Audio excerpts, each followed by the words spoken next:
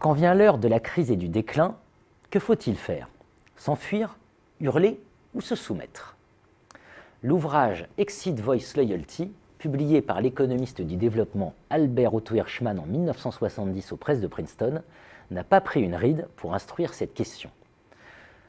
Pour prendre une image, on pourrait dire que quand l'iceberg s'annonce sur la trajectoire du Titanic, l'exit consiste à être obsédé par le fait de trouver d'abord le meilleur canot de sauvetage. La voice, elle, consiste à pointer le risque du drame si rien ne change et à tenter de dévier le paquebot de sa route mortelle. Quant à la loyauté, elle est généralement le lot de celles et ceux qui restent à bord, de gré ou de force. Appliquons maintenant ce cadre conceptuel à la crise financière. On va le voir, il est riche d'enseignements.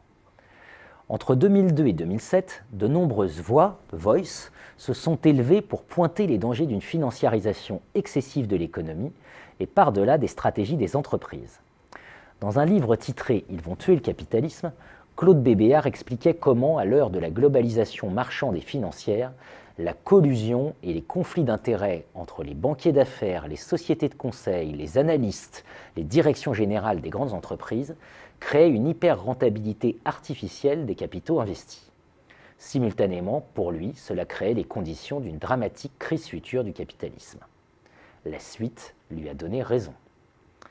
Et alors que nombre de commentateurs considèrent que personne n'aurait rien vu venir à la crise, voilà qui a au moins le mérite de rendre justice aux voix de certains, comme par exemple Podjorion, que personne n'aura d'abord eu intérêt à entendre. Que nous apprend maintenant le travail d'Albert Hirschman de la situation, 7 ans après que le paquebot américain a percé sa coque sur l'iceberg des crédits subprime? D'abord, sur fond d'une puissante rhétorique puisée aux heures les plus sombres des années 30, une loyauté générale a été décrétée partout. Ainsi ont été successivement orchestrés le sauvetage des grandes institutions financières, banques comme assurances, en 2008, des plans de relance publics massifs de soutien à l'activité en 2009, puis la mise en place de mécanismes européens de stabilité, parfois dignes des créations du docteur Frankenstein. Paradoxe en effet de la loyauté, ce sont les plans de relance et de soutien décidés en Europe dans le sillage de l'ami américain et la hausse des déficits publics conséquentes qui ont alimenté la défiance des marchés financiers envers les dettes souveraines des économies les plus fragiles de la zone euro, dès 2010 et surtout à l'été 2011. Autre paradoxe dont la recherche en stratégie est familière. Les États-Unis paraissent largement sortis d'affaires, pendant que l'Europe, elle, n'en finit plus de couler.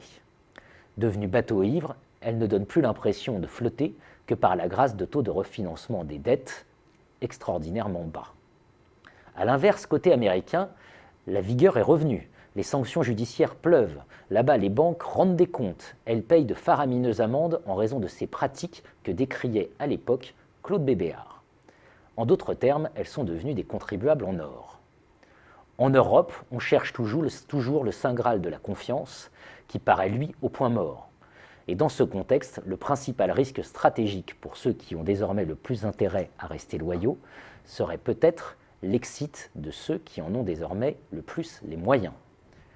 Ainsi, on sait que la chancelière Angela Merkel a toujours considéré que les créanciers privés auraient dû assumer seuls les conséquences de leurs dérives passées. L'ironie du sort serait donc complète si les difficultés budgétaires françaises ne devaient fournir à terme prétexte à l'Allemagne pour envisager son propre exit.